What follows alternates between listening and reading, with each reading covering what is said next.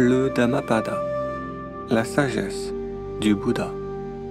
Chapitre 16, versets sur les affections. Se joignant à ce qui doit être évité, ne se joignant pas à ce qu'il faut adhérer. Abandonnant la recherche, celui qui est attaché au plaisir envie celui qui s'exerce.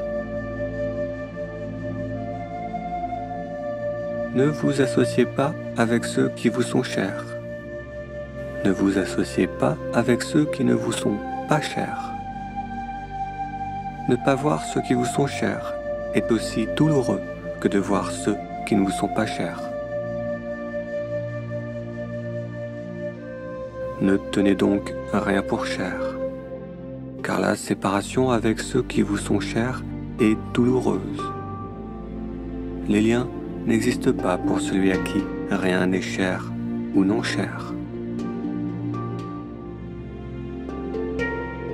De l'affection naît le chagrin, de l'affection naît la crainte.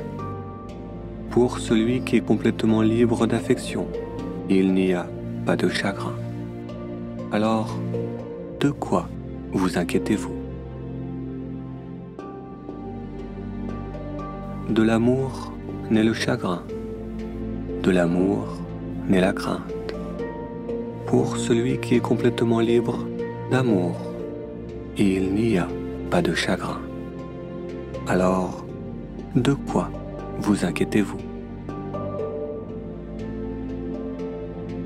De l'attachement naît le chagrin, de l'attachement naît la crainte. Pour celui qui est complètement libre d'attachement, il n'y a pas de chagrin. Alors, de quoi vous inquiétez-vous? Du désir sensuel naît le chagrin, du désir sensuel naît la crainte. Pour celui qui est complètement libre du désir sensuel, il n'y a pas de chagrin. Alors, de quoi vous inquiétez-vous? De la soif naît le chagrin, de la soif naît la crainte. Pour celui qui est complètement libre de la soif, il n'y a pas de chagrin. Alors, de quoi vous inquiétez-vous?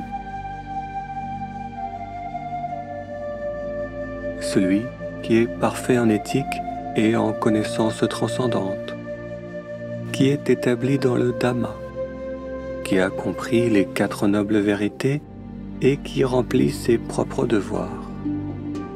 Celui-là, les gens le tiennent pour cher. Celui qui a développé un souhait pour atteindre l'indescriptible nirvana. Celui dont l'esprit a récolté les 3 premiers fruits de la libération des désirs sensuels. Une telle personne est appelée celui qui est dans le courant supérieur.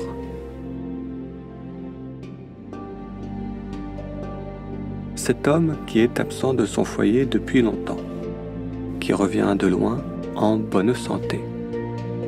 Les parents, les amis et ceux qui lui souhaitent du bien lui font un bon accueil. De même que de ses bonnes actions, il sera récompensé. Celui qui quitte ce monde pour le prochain sera accueilli comme des parents reçoivent un de leurs proches à son retour.